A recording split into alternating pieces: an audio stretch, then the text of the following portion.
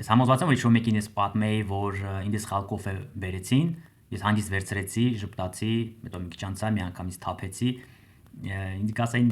դու հիմար չես, էլի որպես ինչ, ասինքն դու չպետքա պահանջես, որ քո փողը հետ բերեն եւ այլն։ Ու շատ սխալ բաներ ինձ թվում է արվում է հենց այդ վախից, որ քեզի չասեն, որ դու ապուշ ես, որովհետեւ մարդիկ հարցեր չեն տալի, չեն ուզում իմանալ պատճառը, կոնտեքստը իրանք միանգամից այդ դատախազի նման իրանց